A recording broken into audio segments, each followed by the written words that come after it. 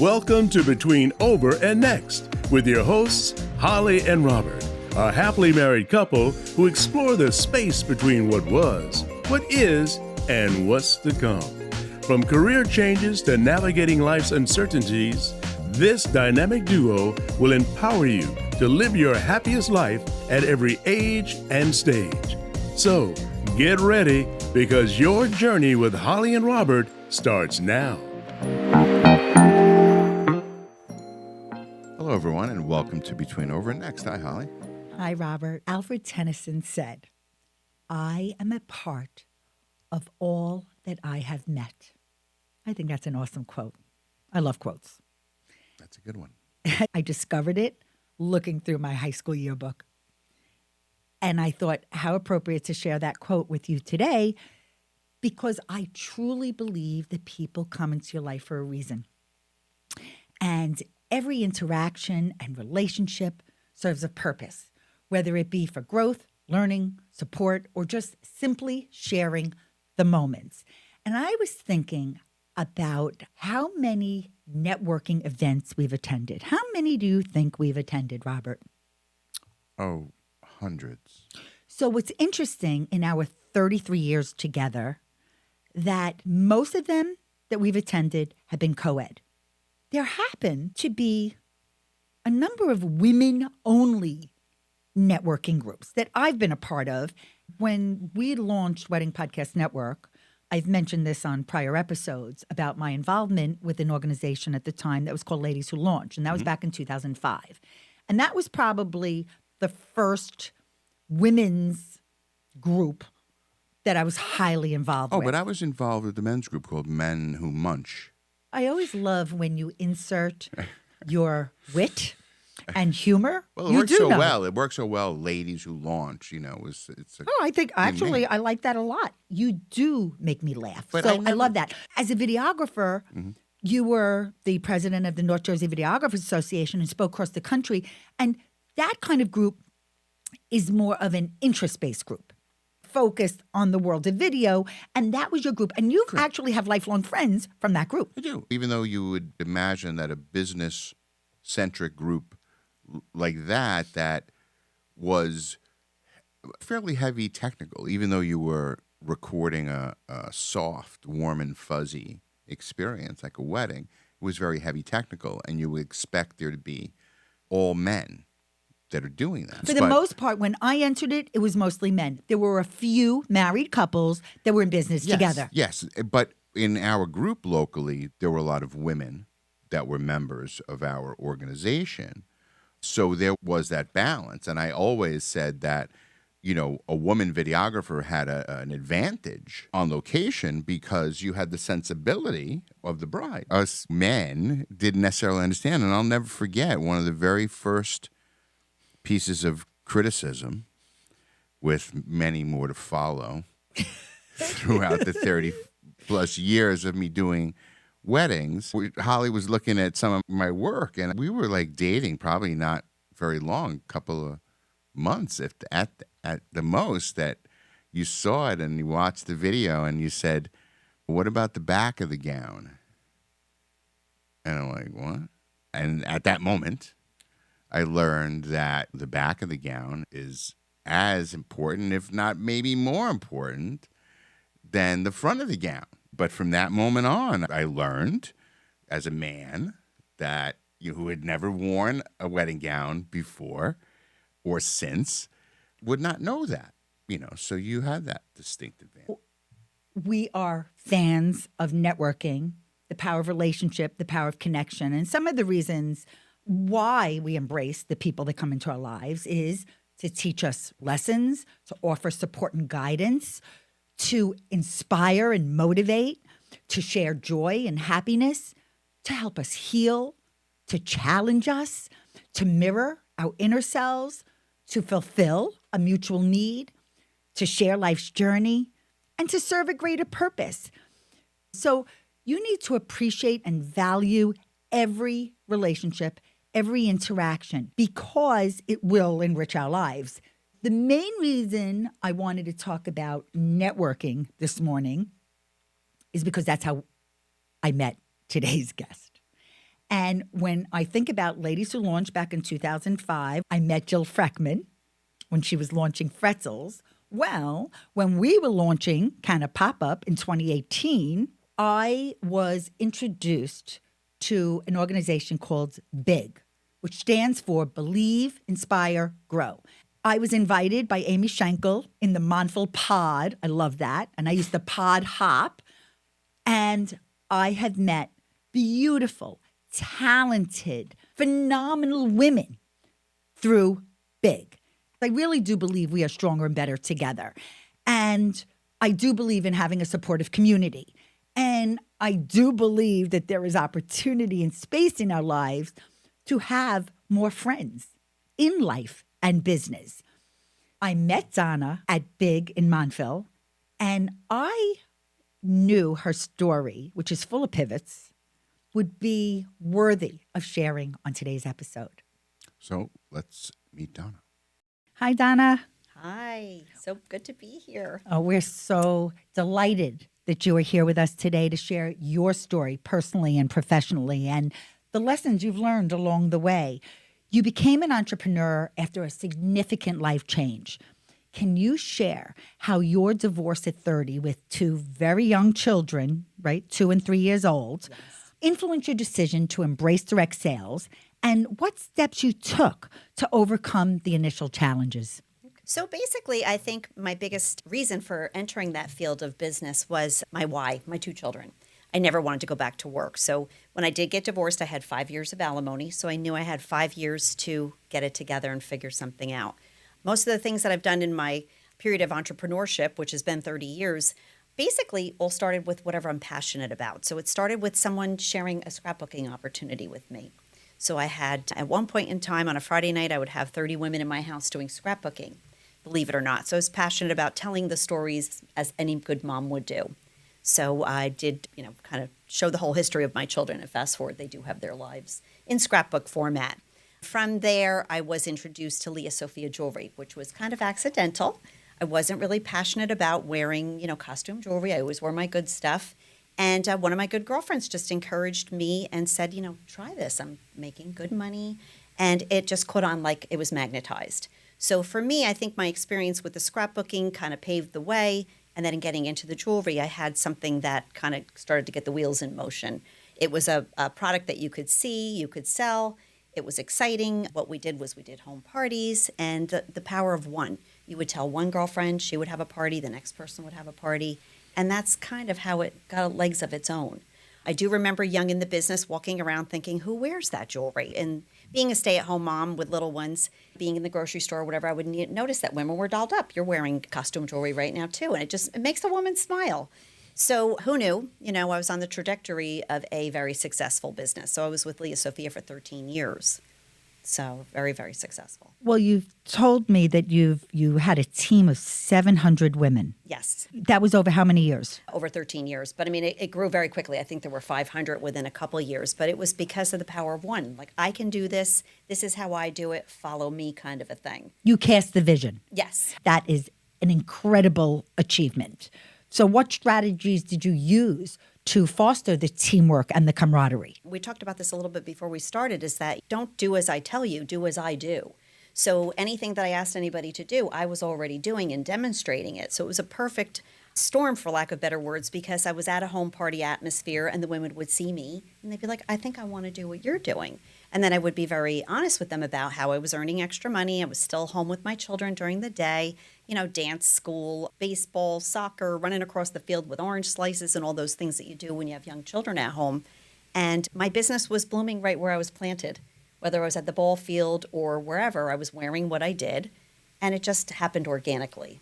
So share a little bit more about that philosophy. The authenticity of yourself, and if you're doing something that you love and it really is the truth, you're not swallowing hard when you're sharing about it and people don't believe you, it shines through. And I think that's why I was successful, and the success has continued. Whatever I do, I have to be passionate about. But I would imagine, though, that there was a bit of, a comfort zone issue with that, because I know that type of business requires that you really live it and that you speak to as many people as you can.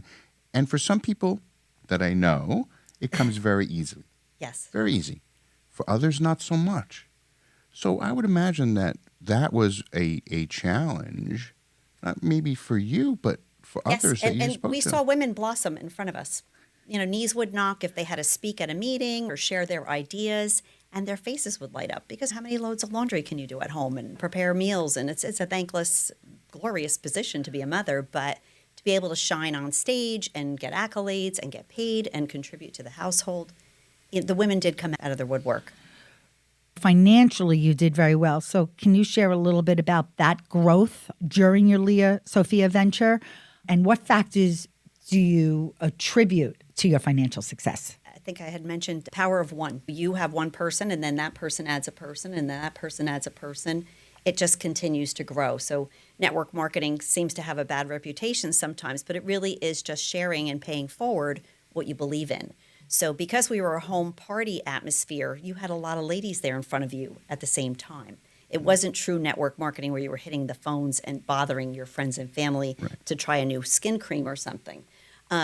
Basically, you had that audience, and they were trying on the jewelry, and they liked it, and it just kind of prospered. You know, we were having snacks, looking at decorating ideas, meeting new women. They already liked you, so you were introduced to the next person who wanted to have a party or who wanted to maybe do the business. So they were checking you out while you were checking them out, literally, you know, doing the sales. Mm-hmm. So it was really a perfect scenario. Whether that jewelry, you know, scenario would work as much today since COVID, but it was a blessing to me in seeing the personal growth within myself and the girls on my team. We're all a sisterhood. We're all still very close today as well. Well, Donna's being a little modest because she grew her business from $25,000 in year one to $148,000. So that allowed you to help pay for your house. Right? And as a single mom. Yes. And you must have had some financial goals during that period. I made a lot more than that in years to come. So it was funny, when I first started, I had made $25,000, I believe, in like the first 3 months. And I shook hands with the owner. We were on an incentive trip. And he said, plan on quadrupling your income next year. And I came back and I think I said, oh, he's crazy. And it happened. And then it happened again. And it stayed steadfast for 10 years. I would still be doing that business if they didn't change hands and close up and move on to another entrepreneurial thing that they did as a family. But it was such a blessing to my family. And it also mirrored business skills to my children. They're both entrepreneurs today. They saw me, whether they were stamping catalogs or talking to some lady in the grocery store. They knew that I was home with them. So they both have that type of spirit as well now, too. What advice would you give others that are striving for financial independence? Do what you love and the money will come. I mean, I know that sounds really cliche. It's true. But I have to say, do what you love, and enough people will catch on. I mean, not everybody likes jewelry. Whatever your home-based business opportunity is. Of course, now with the information highway at our fingertips and social media, it's anybody's game. You don't need a storefront to be in business, which is marvelous. I think with direct sales, it really depends on the company that you are aligned with.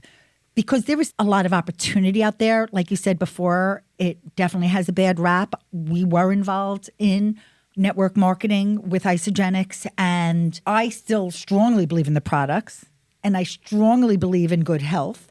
And I do believe that sharing it makes sense. I mean, why wouldn't I? I would share my hairstylist. I'd share my manicurist. I'd share any of the services of the people that I love. Oh, sure. So whether it be products or services. So you had the Scrapbooking was direct sales, and Lia Sophia. Were there any other direct sales businesses? Yes, I briefly sold skincare, Nerium. So I still use the under eye cream. And then, of course, Color Street, which I've been doing since 2016. So I am still a director with them. But I like to see what I can sell. And the home party seems to be what the difference is between network marketing and direct sales. The home party, you have your captive audience, and it's a pre-qualified lead because your friend who's hosting the show is inviting her friends, and you're an invited guest. I honestly feel bad if somebody doesn't catch on to what I'm doing, because if it's changing my life, so you have to kind of know how to direct it to her. Well, I got to meet people where they're at. But the thing is that... And the group dynamic, though, works, because when you see people buying and having fun and enjoying,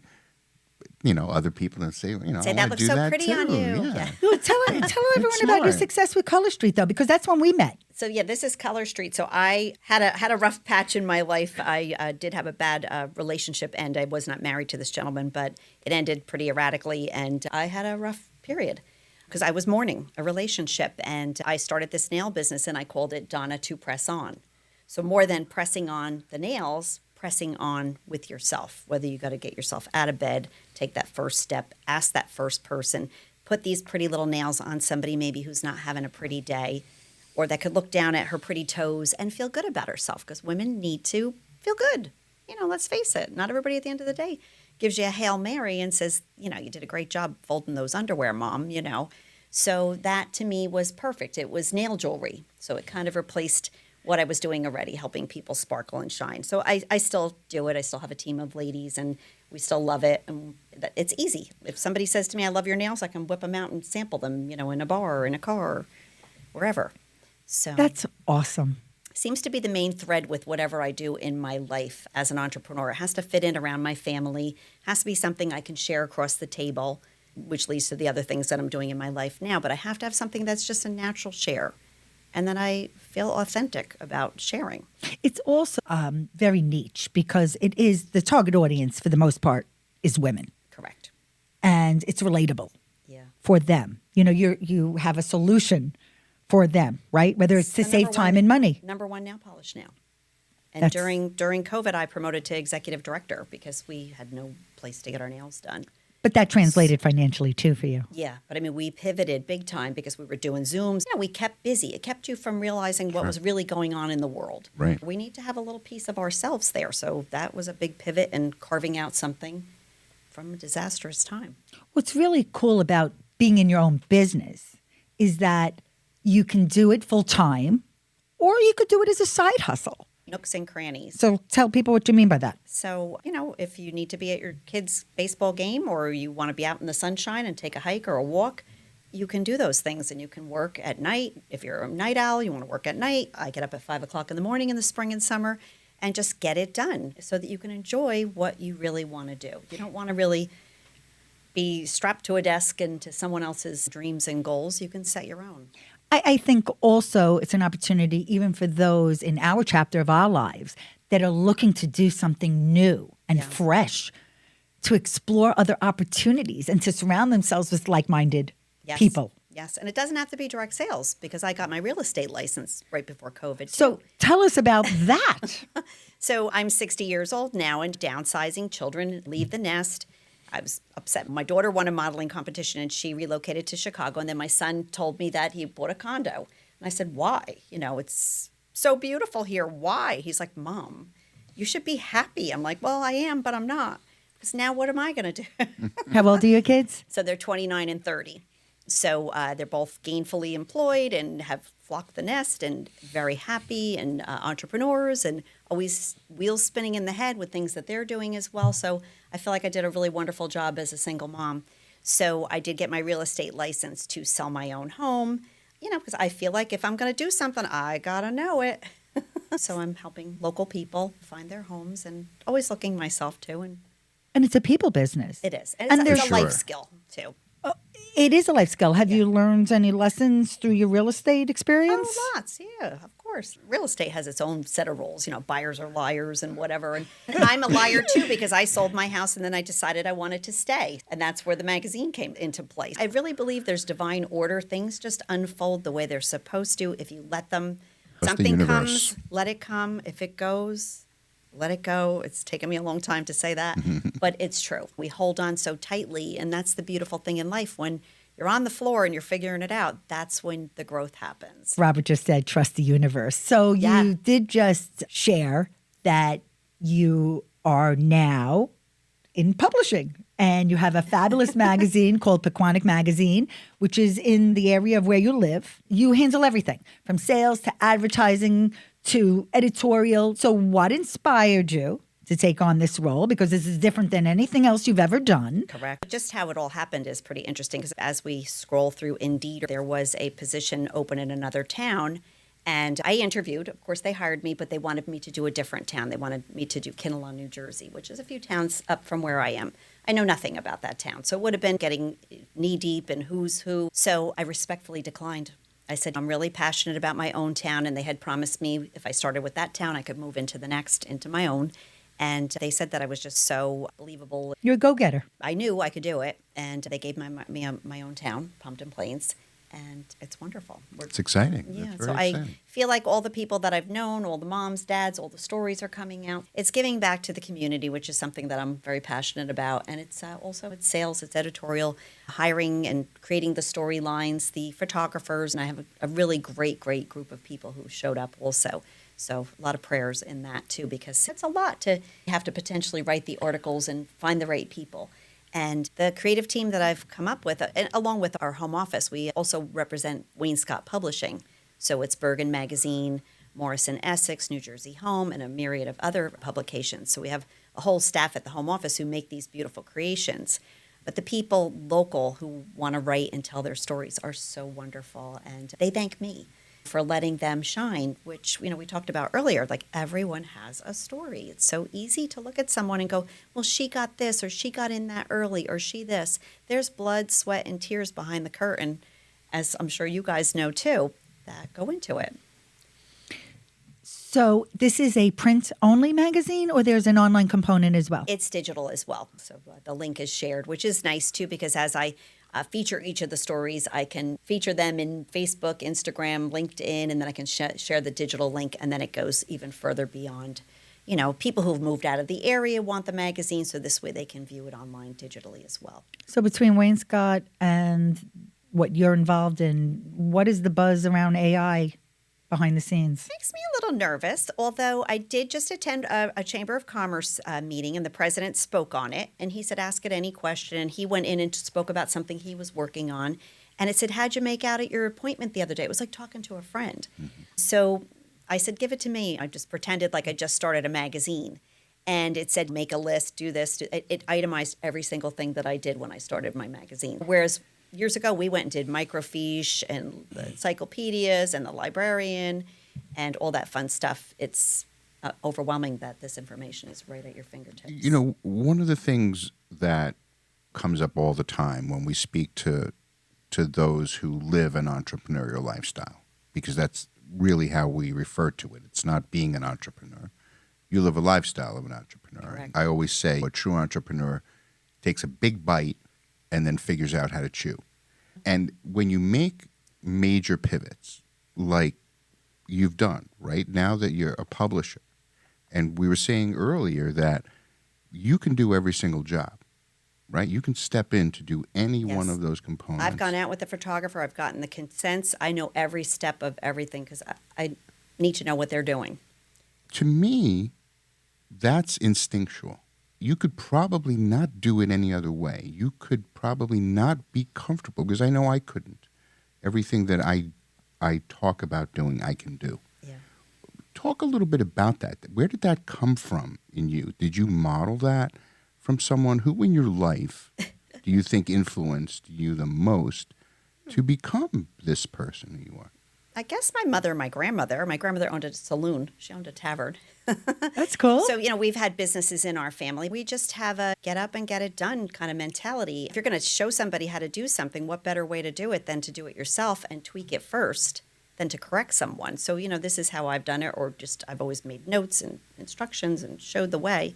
I guess it's my personality too. I'm a Capricorn. I'm a, make the bed every day kind of person and do it now. And years ago, I took a class, I think it was 100% rule. And it's like, if the phone bill comes in, don't put it there, move it over here, and then move it over there. Pay it and file it. Stop looking at it.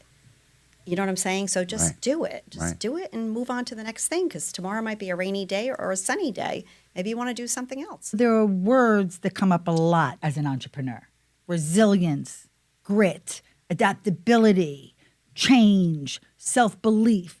Share your thoughts on those words and how they matter in your day-to-day life. Well, I have my doubts sometimes too. Don't we all have our bad days? But I think where there's a will, there's a way. I think that was a report I did in 4th grade. It's so funny that just came in my head.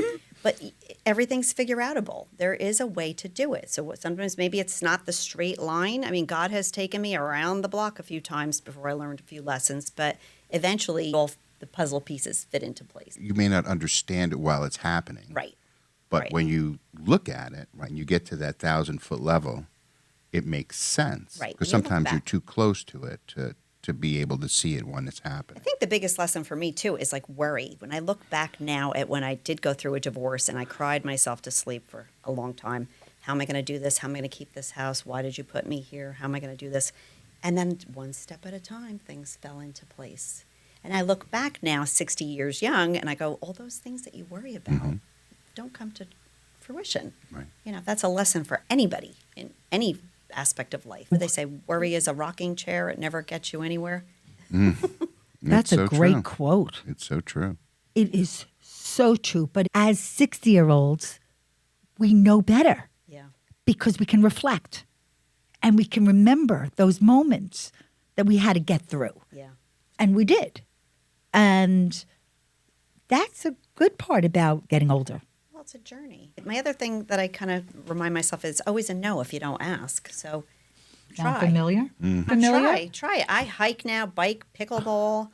Life's like an adventure. I've said to my two children, wow, you had a nice life here. It's so important to really connect with what matters to you in your life or to explore new things and opportunities. Absolutely. So Have some fun. That's right. that's the most important message of all. Yeah. Have fun and surround yourself with others Like-minded individuals, too, is very important. because there are a lot of people that can bring you down. They call the hikers the tree huggers, and you can just feel somebody's energy now. And I'm just like, oh boy, this is not going to go well. And I walk faster than in the hiking, so they can't talk. And we also learn how valuable time is. When you're young, you think that time is just infinite. Yeah. It'll always be there. And now, as we get older, we realize that we want to spend our time wisely Yeah. with those who deserve to have that and those that give that energy back in the right way. Well, you said your kids are your why. So right now, tell your kids what you want for them. And happiness, just happiness. And that they feel that they belong in the world and they're in the right spot and that can pay it forward and love others and pass on the good that they have. Say I Yeah, love of you course. all the time, my kids and I. And I love that they like me.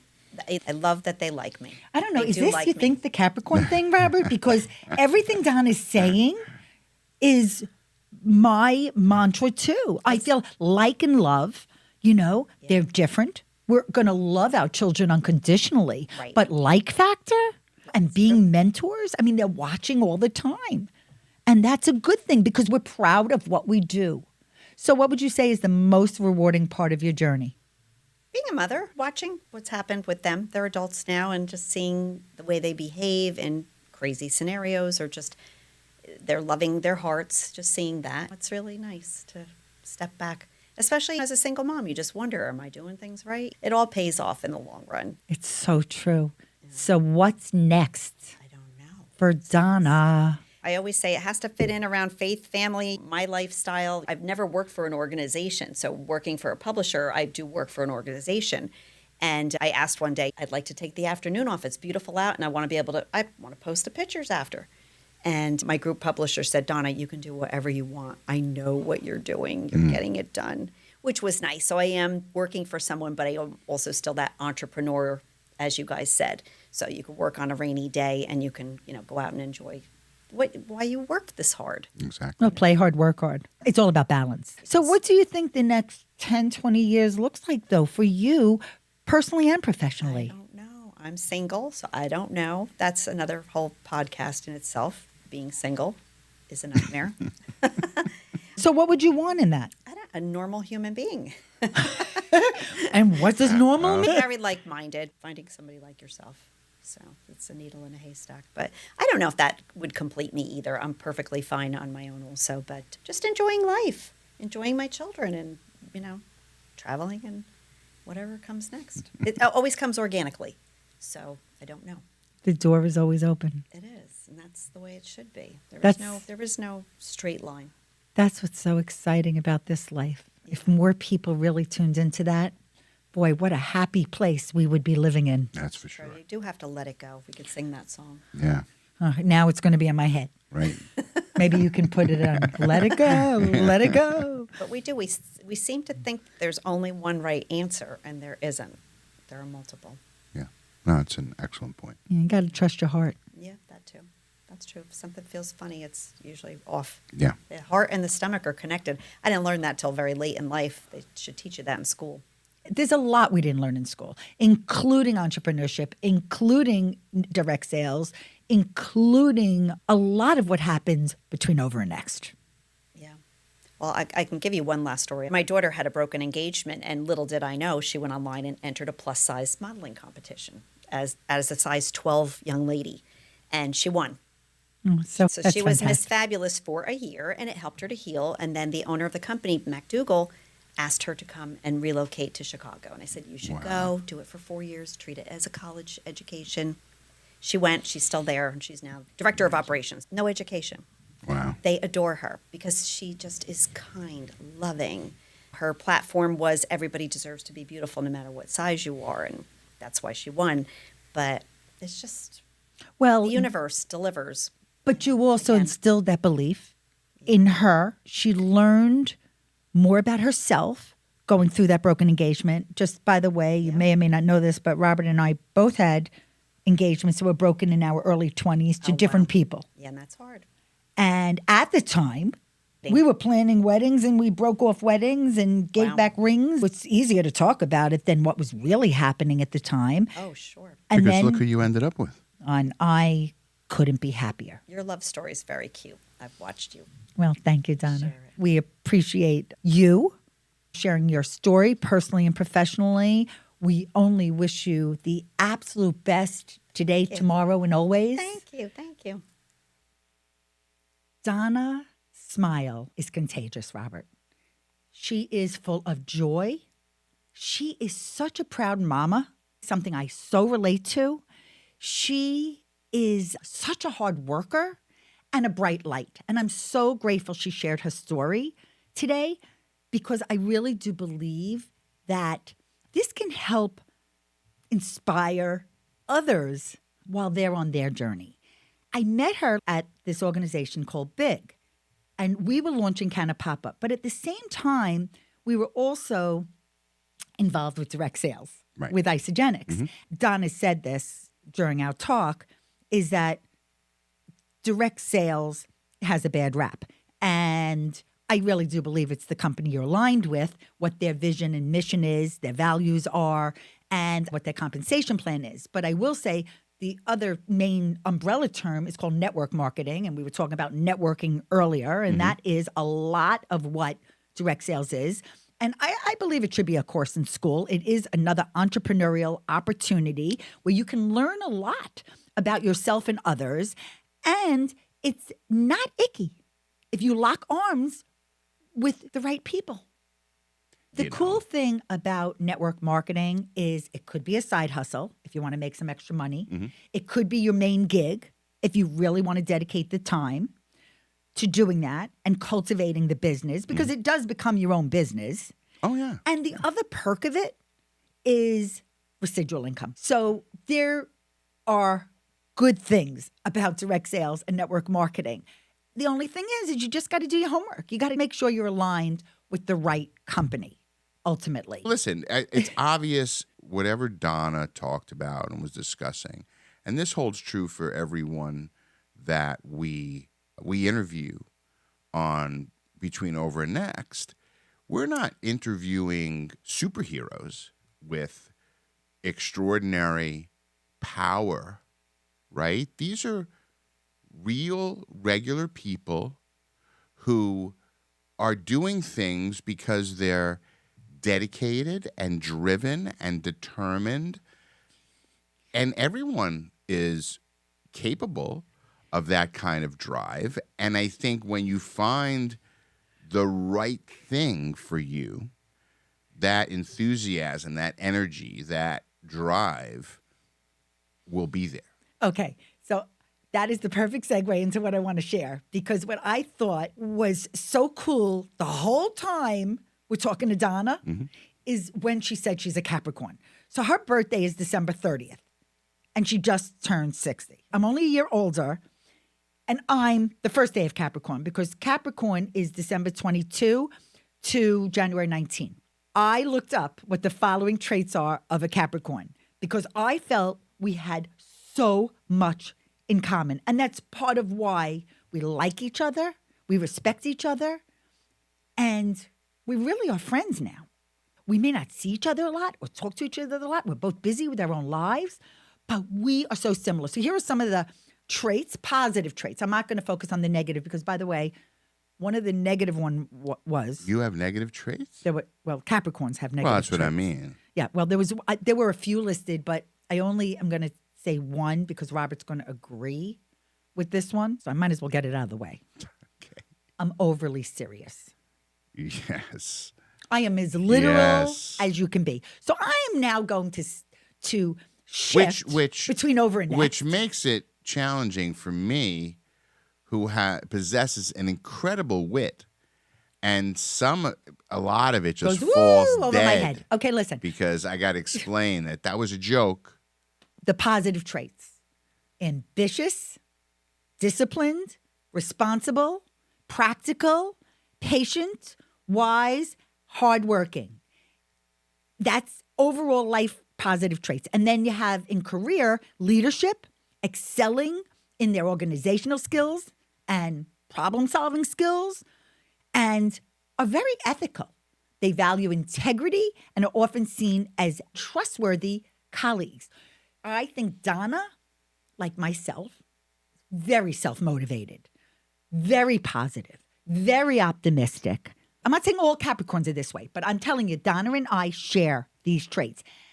And what I think is really cool and an important part of the lessons we learned today is having an attitude of gratitude. While we're recording, Donna's phone alarm goes off.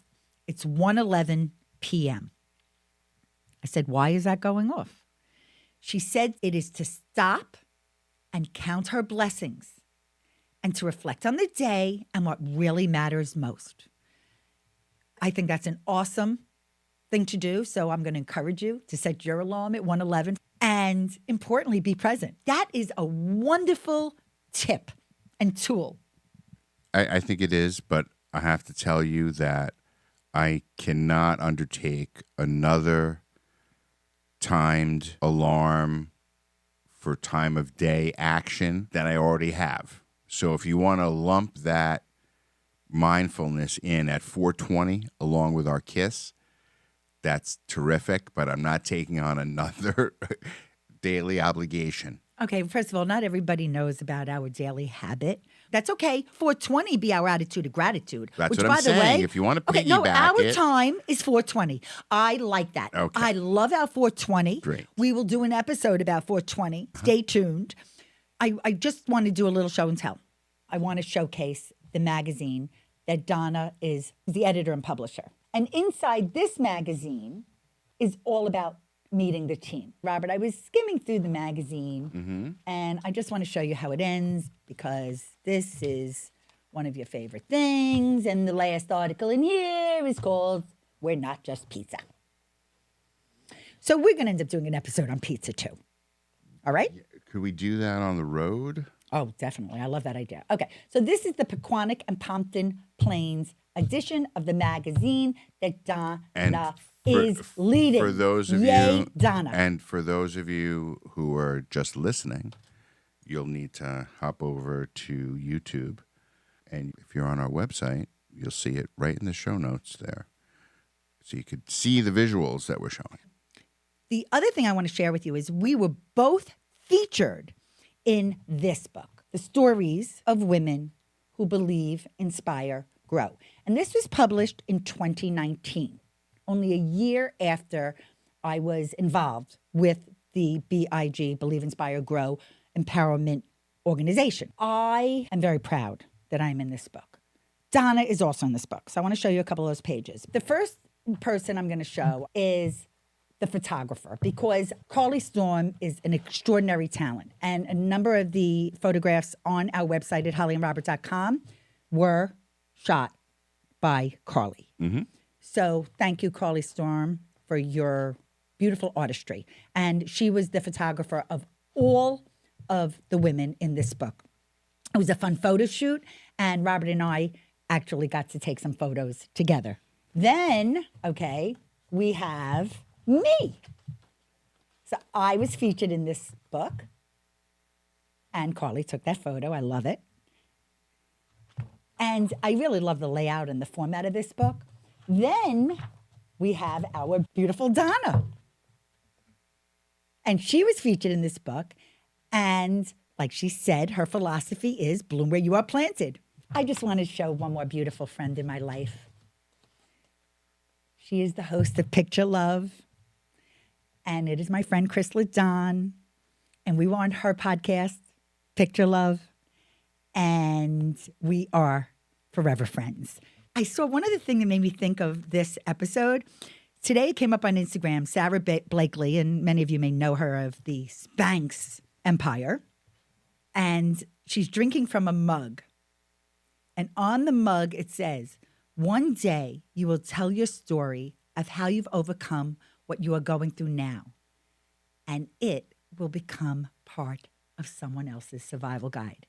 So I really hope that the stories we're sharing on Between Over and Next help guide others to their next big thing. Thank you to Donna, and thank you to all of you for listening to Between Over and Next, and we'll see you next time. Thanks for tuning in to Between Over and Next. We hope you enjoyed this episode and found it meaningful and insightful. If you value it to be worthwhile, please share it with your friends and family. We would really appreciate it if you could take a moment to write a review for us. Your feedback will help us continue to create content that resonates with you. And don't forget, in the show notes, you can find all the relevant links mentioned in this episode, from accessing free downloads to visiting our website and more. If you have any questions or comments, we would love to hear from you. Simply send us an email. Our email address is hello@hollyandrobert.com. We're always excited to connect with our listeners. So until next time, thank you again for joining us on Between Over and Next. Thank you for listening to Between Over and Next, the podcast that navigates the twists and turns of life with courage, laughter, and a whole lot of inspiration. Tune in every Tuesday to hang out with Holli and Robert on your favorite podcast platform. Visit hollyandrobert.com and follow them on social media to ignite your passion and fuel your dreams.